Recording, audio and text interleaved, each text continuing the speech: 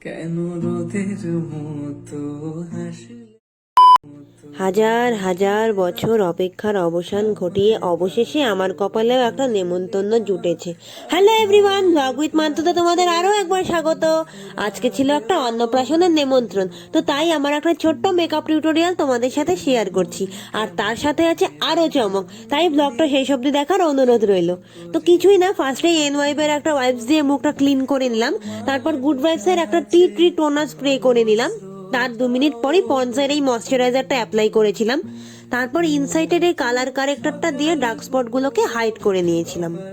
ছুলো তোমারি দূরে গেলেও এটাই সত্যি, তুমি আমারি, শুধু আমারি। ও এরপর মেবলিনের সুপার স্টে ফাউন্ডেশনটা অ্যাপ্লাই করেছিলাম।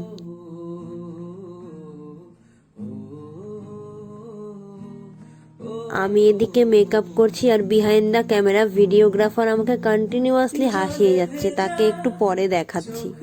আর আমার পেছনে আর একজনকে দেখো, ও আমার ভাস্তা সৌরভ, তখন থেকে দুষ্টামি করেই যাচ্ছিল। তো যাই হোক, তারপর সুগারের এই বানানা পাউডারটাকে ব্রাশ দিয়ে ডাস্ট আউট করে নিয়েছিলাম। এরপর সুগারেরই একটা ব্লাশ অন পাউডার অ্যাপ্লাই করে নিয়েছিলাম। ছুঁয়ে দিলেই সব চুপ, সেই মেঘবালিকার গল্প হোক, শহর জুড়ে বৃষ্টি হোক, তারপর আবার সুগারেরই একটা হাইলাইটার অ্যাপ্লাই করে নিয়েছিলাম। শুধুই তাহার ডাক নয়, পাতা ভরা সব এরপর মেবলিনের একটা কাজল অ্যাপ্লাই করে নিয়েছিলাম। বৈশাখীর মতো মুখ জোড়া। এরপর ল্যাকমির একটা আইলাইনার অ্যাপ্লাই করে নিয়েছিলাম। আইলাইনারের ভিডিওটা নেওয়া হয়নি কারণ আমার আইলাইনার পরতে গেলে খুব হাত কাঁপে। মেবলিনের এই মাস্কারাটা অ্যাপ্লাই করেছিলাম, তারপর একটা লিপ লাইনার দিয়ে লিপ লাইন ড্র করে একটা নিউড লিপস্টিক অ্যাপ্লাই করে নিয়েছিলাম। ব্যাস, আমার মেকআপ পুরো কমপ্লিট। তারপরে এই ইয়ারিংসটা পরে নিয়ে আমি পুরো রেডি। সবাই কমেন্ট বক্সে জানিও কিন্তু আমাকে কেমন লাগছে। তো এই তো মা আর আমিও বেরিয়ে গিয়েছি, আর এই যে ইনি আমার মেকআপের পুরো ভিডিও করে দিয়েছিলেন আর আমাকে হাসিয়েই যাচ্ছিলেন কন্টিনিউয়াসলি। সম্রাটও বেরিয়ে গেল আমাদের টাটা করে, আর আমরাও চলেই এসেছি। বাড়ির খুব সামনেই অনুষ্ঠানটি ছিল, জাস্ট এই মোড় থেকে ওই মোড়। মন কেমনের জন্মদিন, চুপ করে থাকা কঠিন। গেটটা সাজিয়েছিল বেলুন দিয়ে, আর ভেতরে বেশ সুন্দর লাইটস দিয়ে ডেকোরেশন করা ছিল। সামনে কিছু স্টল ছিল আর উপরে চলছিল প্রোগ্রাম। এটা বেসিক্যালি একটা ক্লাব কাম ভবন। তোমারি দূরে গেলেও এটাই সত্যি, তুমি ওদিকে চলছিল ফটো সেশনের পর্ব। আমারি। এই পুচকুটারই আজকে অন্নপ্রাশন, ওর জন্যই আজকের এই আলোকিত সন্ধে। গল্প করতে করতে আমার খুব খিদে পেয়ে গেছে, তাই একটু স্টলে চলে এলাম।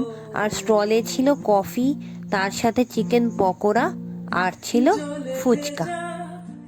আমি নিয়েছিলাম কফি আর তার সাথে পকোড়া।